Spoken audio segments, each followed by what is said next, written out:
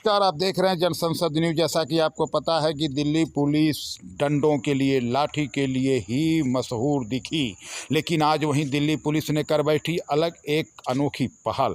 आपने देखा होगा, इसके पहले दिल्ली पुलिस ने किया है लोगों का फूलों से स्वागत। इसके बाद दिल्ली पुलिस ने ही दिल्ली सरकार के कंधों से कंधा मिलाकर दिया है गरीबों को रोटी। वहीं पे दिल्ली पुलिस की एक अनोखी ऐसी पहल, ऐसे दिल्ली पुलिस के कर्मचारी अहोभाग्य जो दिल्ली में पधारे हैं, नाम उनका आप जानते समय ये पहचानेंगे, उनके पहले पद और गरिमा की पहचान करें। वो जहाँ भी रहे, जिस प्रतिष्ठा में रहे, उस प्रतिष्ठा में हमेशा एक अपनी अलग पहचान बनाए। जिस थाने में एसएचओ बने, उस थाना की कायाकल्प करने वाले मनिंदर सिंह एसएचओ करोल बाग की बात कर रहा हूँ मैं। हाँ जी, वही मनिंदर सिंह एसएचओ करोल बाग जो अपने करोल बाग में इस समय कार्यरत हैं। और आप देखिए ये एक प्रतिभा, ये कितनी बड़ी प्रतिभा की बात है कि जिस राजकीय प्रतिभा विकास विद्यालय करोल बाग में कुछ शरणार्थी लोग इस समय अपने मजबूरी की वजह से अपने घरों में नहीं जा पाए, वो यूपी और बिहार के रहने वाले हैं। हर जाति हर मजहब के लोग उसमें बैठे हैं। लगभग 150 से 200 लोगों की संख्या है, जिसमें बच्चे और बुजुर्गों की भी संख्या भारी सी है। लेकिन उसमें आप देखिए कि किस प्रकार से रामजस स्काउट गाइड ग्रुप के पहल से उनको जोड़ करके किस तरीके से उनको शिक्षा, दीक्षा, ड्राइंग जैसी व्यवस्था को सिखा रहे हैं और किस प्रकार से उनको भोजन वितरण कर रहे हैं, किस प्रकार से उनको एक घरेलू माहौल दे रहे हैं, जिसको देख करके किसी का तो दिल खुश हो ही सकता है। दोस्तों, जो भी सुनेगा, जो भी समझेगा, उनका दिल खुश होगा। जहां इस समय दिल्ली में भूख से लोग मरे हुए आ रहे हैं, भूख मरी की वजह से लोग परेशान हैं, राशन के लिए परेशान हैं, वहीं आप देख सकते हैं कि करोल बाग थाना के अंदर मनिंदर सिंह की इतनी बड़ी मेहरबानी हुई कि दिल्ली में ही लोग बैठे किस तरीके से खुशहाल हैं, जिसमें कुछ बच्चे, बड़े, बुजुर्ग लोग बैठे हुए हैं। तो आइए हम जानना चाहेंगे इनमें लोग जो शामिल हैं उन लोगों से, उसमें जो स्काउट की जिम्मेदारी लिए हुए हैं उनसे भी हम रूबरू होना चाहेंगे, उनके साथ और भी लोगों से जानेंगे। जैसे आकाश जी को आप देख सकते हैं, क्या कहना चाहेंगे आकाश जी? उनसे हमारी बात हुई, उन्होंने हमें बुलाया और बताया कि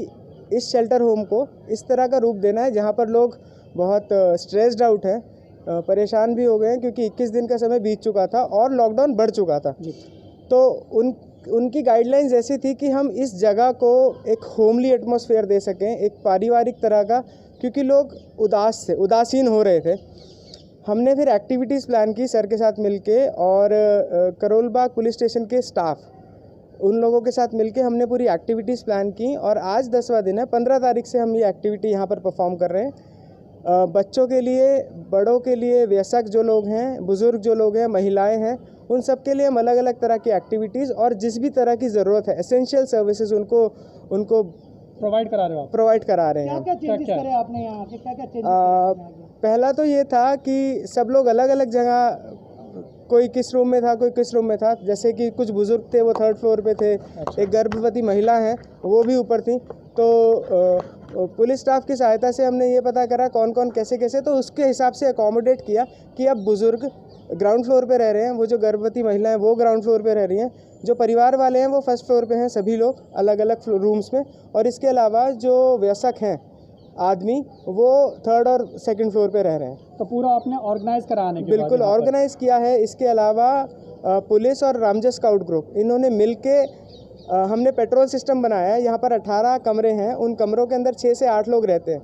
हर एक रूम का एक लीडर अपॉइंटेड है और उस लीडर को कॉल किया जाता है। तो हमें हर एक इन्फॉर्मेशन, कोई भी संदेश, कोई भी सूचना सब तक पहुँचाने के लिए हम सिर्फ लीडर को कॉल करते हैं।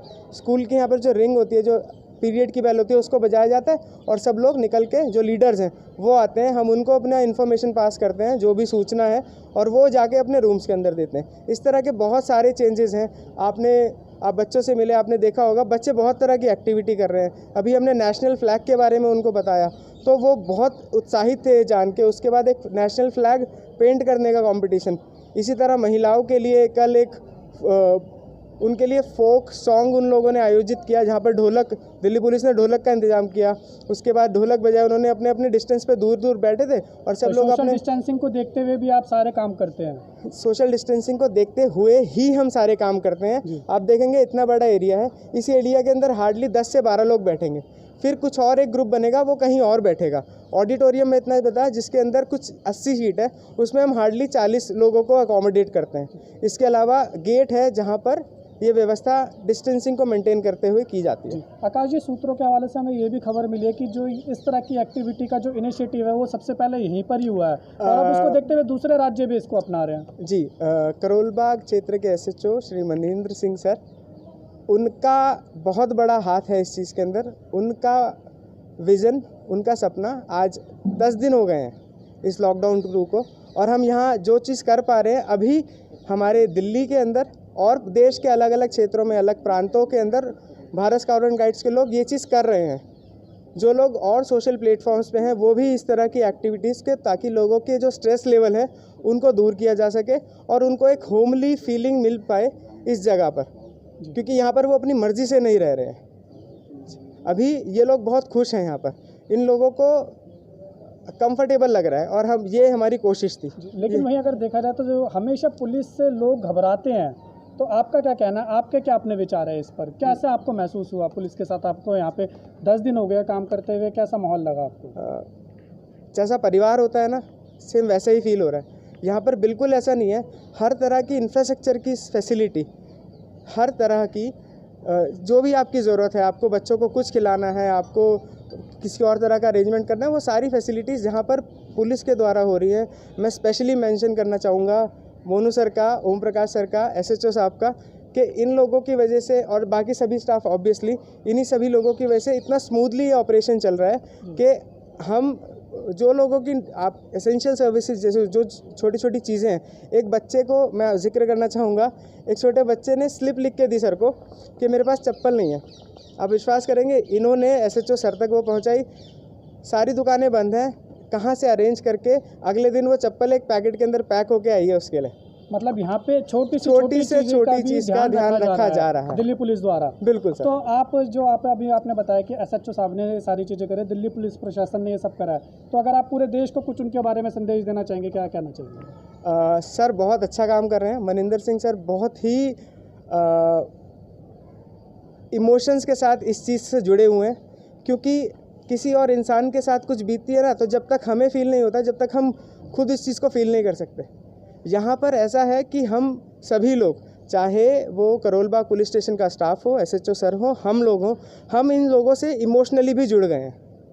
ये सब लोग स्वस्थ हैं, ये सब लोग हाइजीन का भी पालन कर रहे हैं, सोशल डिस्टेंसिंग का पालन कर रहे हैं, और सभी लोग अब कोऑपरेट करने लगे हैं। इन 10 दिनों के अंदर ये फ़र्क आया, जो लोग पहले हमसे बात नहीं करना चाहते थे, आज वो हमारी बात सुनते हैं, उनका पालन करते हैं, और जो टास्क दिए जाते हैं, जैसे 2 पेट्रोल्स को सफाई का टास्क दिया गया है, तो वो पूरी शिद्दत से, पूरी मेहनत से आज उनका ड्यूटी है पूरे कैंपस के अंदर सफाई करने का। इसी तरह से अलग अलग तरह से इन लोगों को इन्वॉल्व किया जा रहा है, ताकि बोरियत ना हो और ये लोग अपना काम करते हैं। जी बिल्कुल। आकाश जी, क्या लगता है जो 100-150 लोग के लगभग यहाँ पर रह रहे हैं शेल्टर में, तो अभी कितने लोग कितने राज्यों से रह रहे हैं यहाँ पे?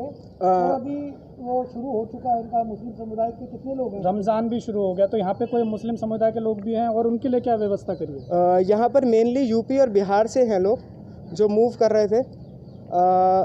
मुस्लिम समुदाय के हमारे पास कुछ परिवार हैं और कुछ लोग हैं जो अकेले थे। यहाँ पर आपस में वो लोग दोस्त बन चुके हैं।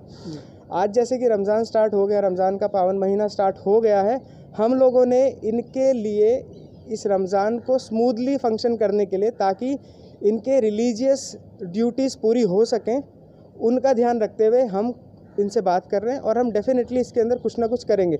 Maninder sir already has been informed about it, और उनको बता दिया गया है, ये हो सकता है इनकी ज़रूरत हो।